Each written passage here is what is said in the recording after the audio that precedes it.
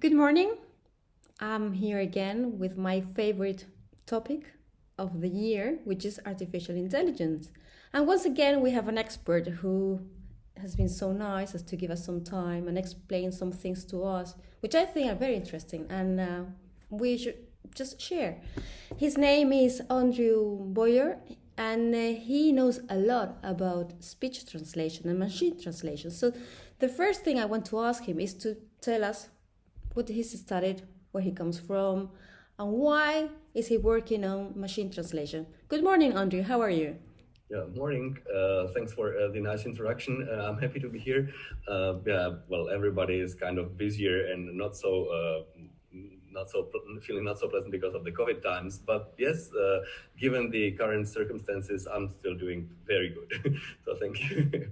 I come from the area of computational linguistics, and that's kind of a discipline that mixes computer science and linguistics, and so it's one of the natural sciences. We observe what people do with their language, and it's also technical science because we are trying to replicate it. And when we succeed in the replication, this is our inner best feeling. That's when we feel we understand the topic. So for us to understand something means to be able to mimic it, to create it artificially. And why did you choose to study and research computational linguistics?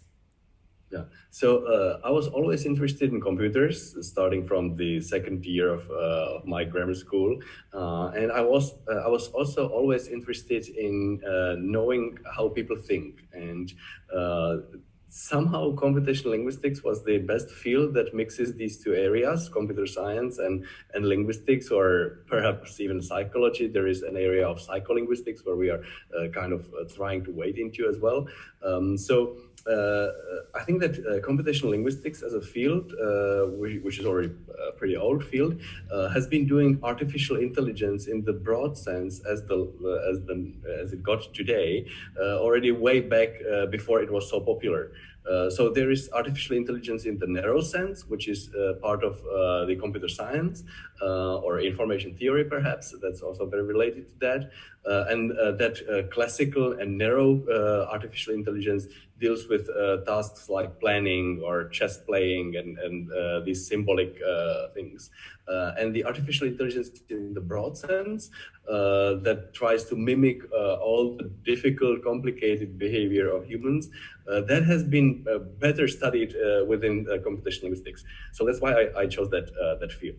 And I was always curious to know what is it a meaning of a sentence.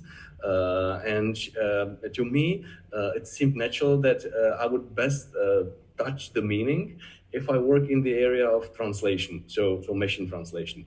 Because if you're translating from one language to another language, you somehow, as a human, have to know what is the sentence about. So you have to handle the meaning of the sentence.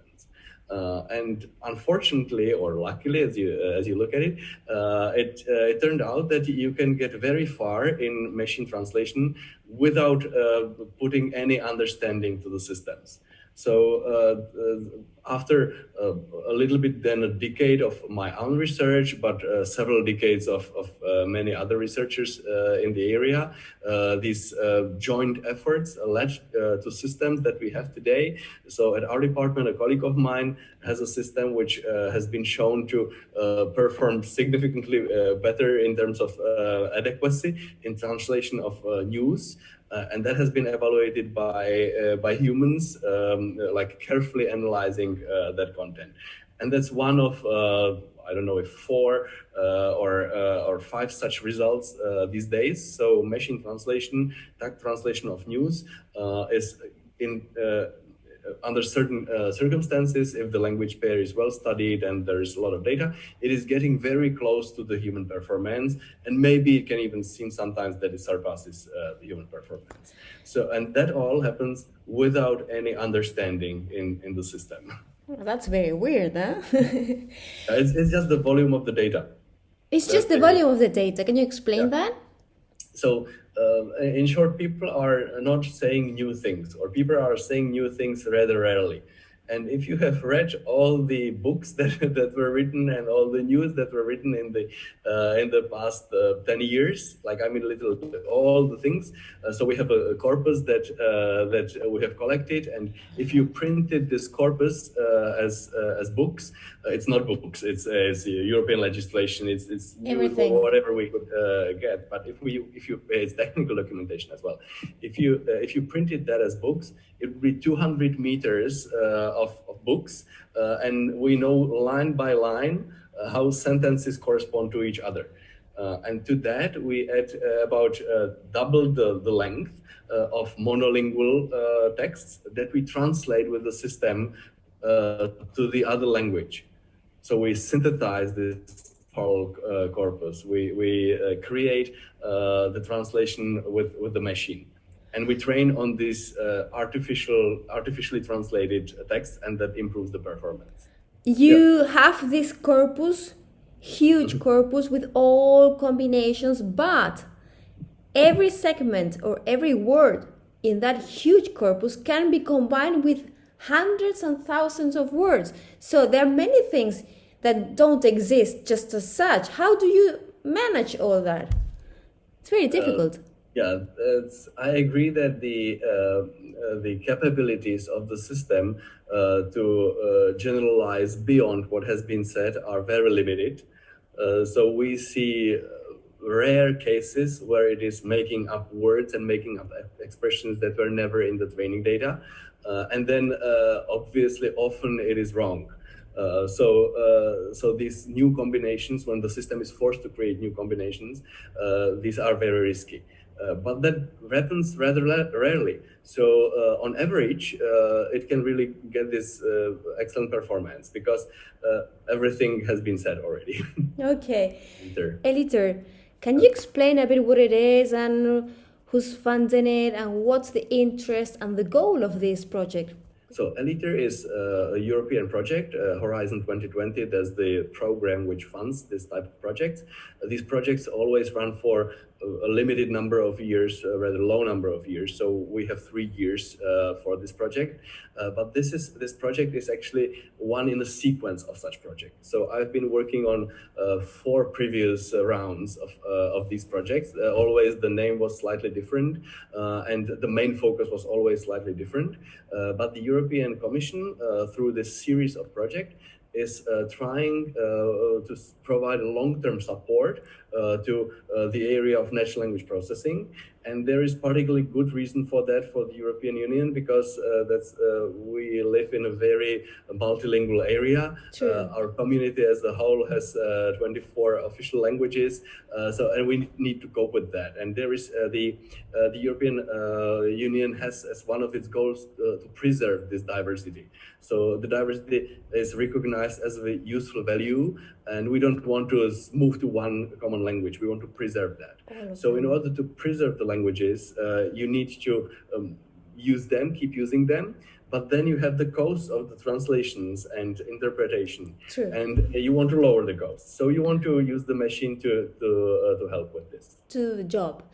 I've seen in that project that you have automatic subtitling, automatic minuting, and speech translation.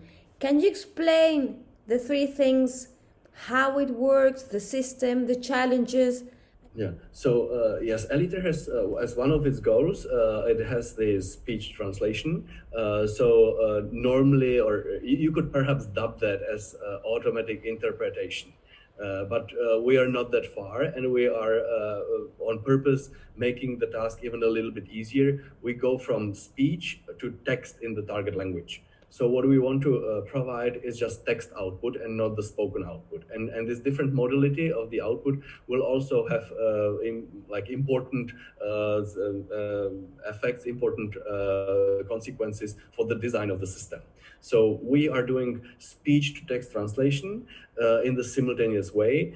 So we want to provide comprehensible sentences or utterances in the target language written as subtitles or as text as soon as possible after the original message was sent. And The starting point of this project was very promising. With deep neural networks, the new and well-hyped artificial intelligence, there were already papers around that claimed that speech recognition is reaching superhuman levels.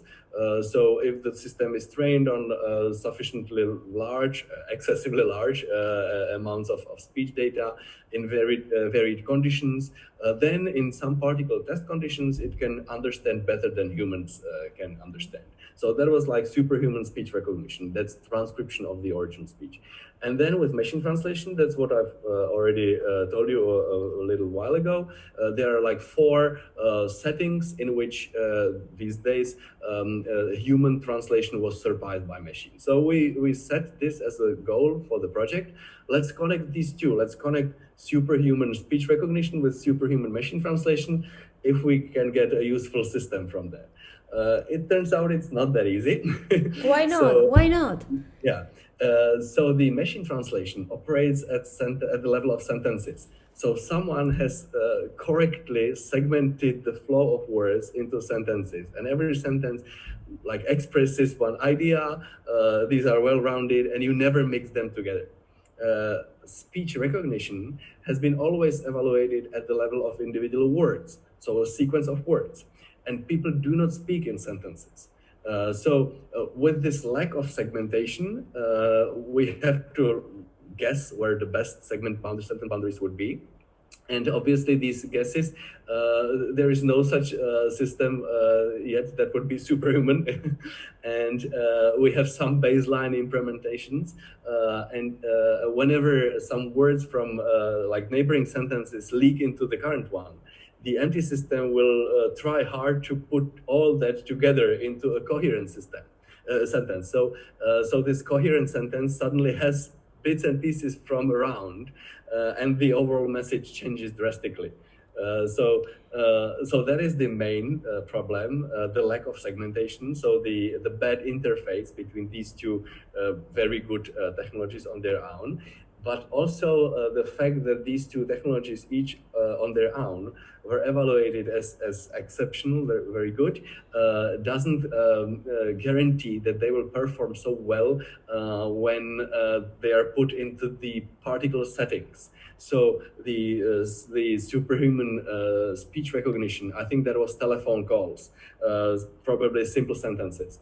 And we are now trying to use that for domain-specific presentations of project or reports and like conference style speeches, and that's very different. Similarly, the machine translation systems were trained for sentences as they appear in the news. These are like well-formed, there is free word or languages, but still the structure is pretty much coherent and anticipated. It's in the training data. And now we feed the system with half sentences as people say them spontaneously. So the performance of each of these individual systems in our practice now is much lower than what we expected, and there is this missing link. So now you work with text, with minutes, but you will get to a point where you can do that directly from the source to the interpretation, just sound. I mean, that's the point, like doing the same work as we do, right? Avoid text at all. Do you think that's possible? Yeah, there are definitely many groups who are trying to do that. And I'm not worried, they will have great progress. So we have decided to stay away from the speech production because we would have it only as a black box module. We would not do any interesting research there. So that's why we stayed away. But there is also situations where it's preferable to have text output. So if you are in a public, in a big hall, then it's better if people just read what is being said instead of like listening, and it's easier to follow the written subtitles in those cases. So the use case is slightly different. I agree with you that if you are, for example, in a close small meeting, like in a restaurant, restaurant with a group of people, then yes, you would prefer to have this speech-to-speech translation and avoid going through text at all. But that's only one possible setting. Yeah. I'm very interested in what you said about meaning, understanding things. That's the real challenge then. Make machines understand. Yeah. So personally, I don't think that it will be possible before the machines will have our experience in this world. So that's without this physical experience of the world, I don't think that the understanding can be reliably simulated. You've said it before, the problem of accents, when we talk about speech recognition, to understand everyone from any place in the world. Machines can do that now. Well, I'm not so confident whether they can do it already, but I'm confident that they will be able to do it quite soon. And yes, I expect that machines will be better than humans, simply because when we gather enough data, we will have so much correctly transcribed accented speech that no human would ever be able to listen to. Okay. So people are excellent at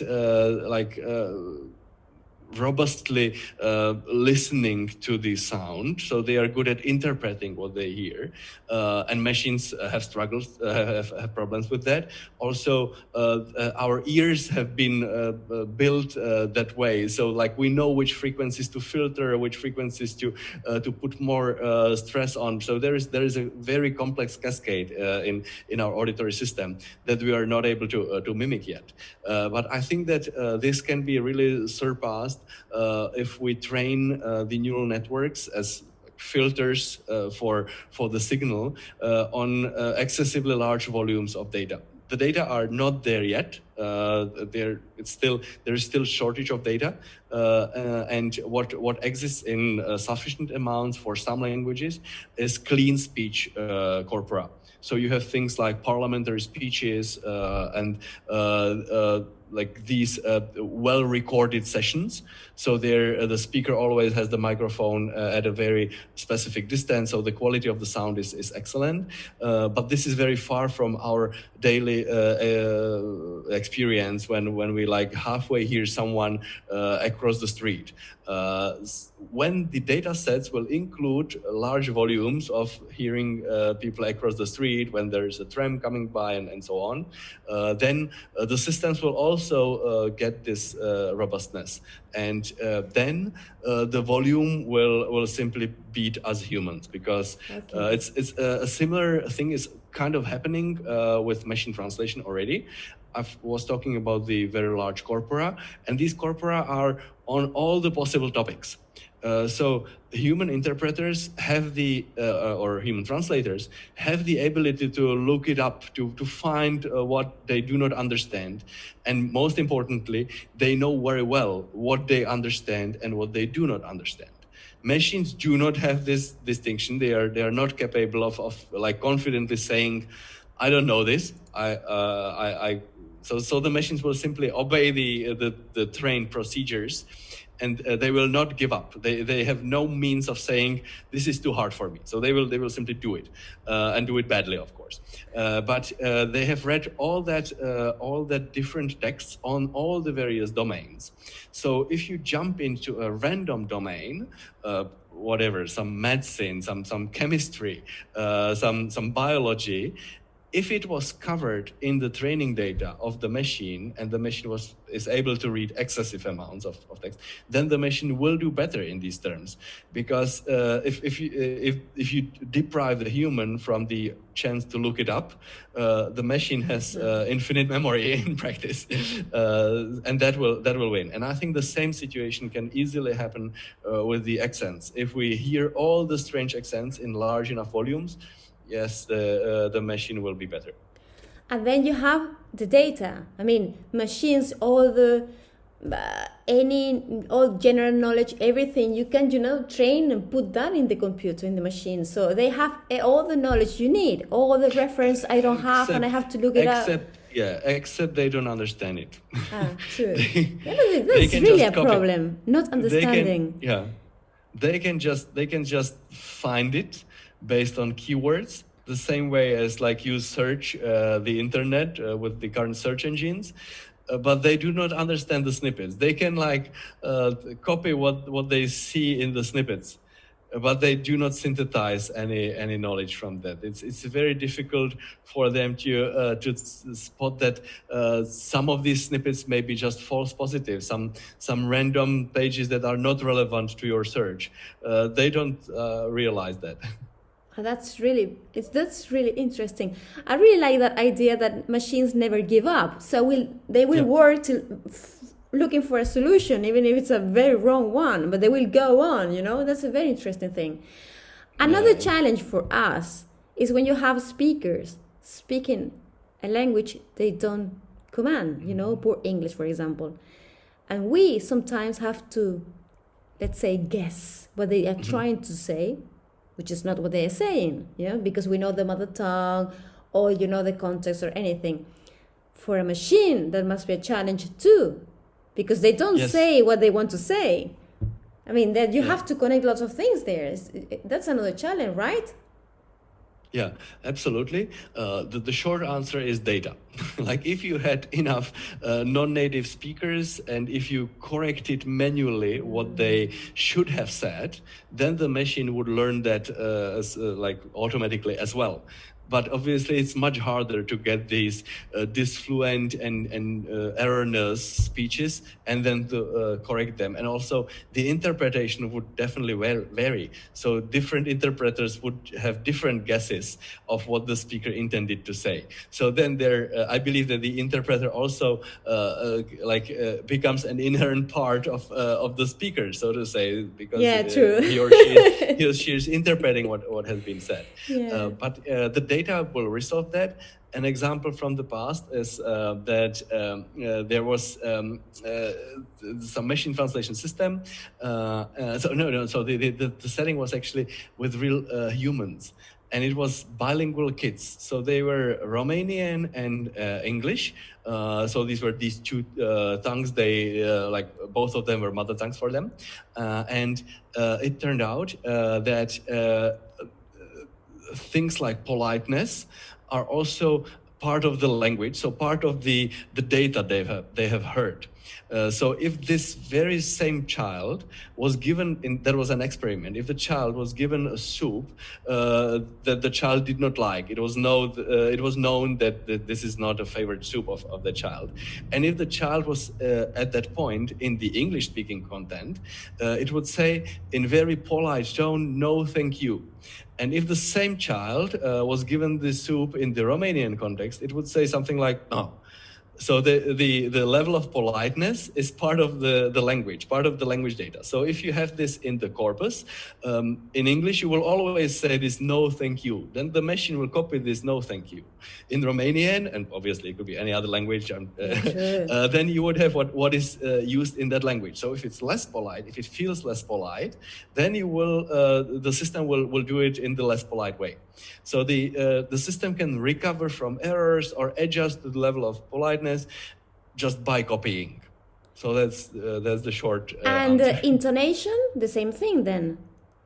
Yes, exactly. That's the same thing. So, so all what we are trying to do these days, and I'm not an expert in the speech recognition at all, is to create filters that extend the data set in some way so that it is comparable to the situation where we had also the same thing said in different intonations and different accents. So we are creating we are trying to make the system robust, but the same effect would be achieved if we only gathered the data.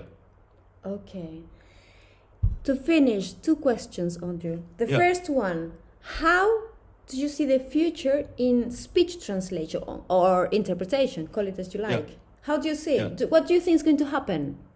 Yeah, I'm as the technical guy who is interested in the technologies and in the goal of mimicking human interpreters. I'm very optimistic. I think that there is a lot of improvement. I know that. I've seen our system. You can look it up. You can see some of our demos as well, and you will see that the output is far from coherent. The problem with the sentence segmentation is strikingly important. So I can see whatever evaluation measure we pick, I can see only growth there. So I'll be always happy from this growth. So there will be definitely improvements. And I'm also optimistic in the user's point of view. So as these technologies will become available, and they are already becoming, then more talks will be possible. So you will communicate with fellows and partners where you never thought that you would be communicating to, because there was this language barrier. And now with the technology, it becomes cheap. It's very easy to get connected. So if you are focused on your business, if you're selling something from China, you don't have to speak English at all. You will write your eShop webpage in Chinese, and the clumsy translation will appear in English, and people will still order it and they will buy it. So you will make your living with that. So the technology of machine translation is already doing that, and I believe the same will happen with speech translation or interpretation. So in many new situations that would never have been considered, the technology will facilitate some level of understanding. And people will learn to use this clumsy technology and to interpret it correctly, to have like certain reservations to the exact words that the technology has produced. They will understand that there is this very thick glass between you and the person who is speaking, and despite the blur that you get through that glass, you will get the message across. So that will work greatly. And I'm also, as if I were an interpreter, I would not be worried of the future either, because I was just explaining, this is very new situations. There is no way that a customer care person in a small Chinese e-shop would pay an interpreter to help to support the English-speaking customers on their phone calls and complaints. So this market is totally independent of the regular markets that interpreters operate on. Okay. So it's a new market. It's a new service. You see, this is a new service. Okay. This is not competing with the established setups. It is complementing them in a very novel way. But the reliability and the fact that you can always go to the interpreter and blame him for some error. Exactly. This will never come with the machine. So the machine will continue its job without any thinking, and how do you punish the machine? Do you switch it off? That's perhaps the only thing you can do. With the interpreter, you can teach him a lesson. You can tell him or her to prepare better for the next thing. Yeah. So if you are in a critical condition where you need to rely on the quality, you will not choose the machine interpretation. So I see these two areas of usages of interpretation as very distinct ones. And we are just creating the totally new space. And yes, we are relating to the human interpreted area because we want to reach that quality. But that's something which will still take decades or centuries. But we just want to compare, and I don't see that as a risk, as a threat. But I mean, as you say, in the future, maybe 10, 15, 20 years time, I mean, you get this understanding in machines, and the system can work. But I mean, it's not something we can find next month or next year. Something for the future, right? Yeah. Okay, good. And then that sounds positive. At least we can, of course, we can survive for the moment. Thank you very much for your time, your patience, and for explaining everything to us in a very generous way. Thank you. Yeah, thank you very much as well. And make sure to look at our webpage. We're also trying to explain some of the technologies with some not so technical blog articles, so they could be accessible to people even outside of the computer science or computational linguistics. And we have the demos which illustrate best what the systems are capable of these days. Okay, thank you very much. Yeah, thank you.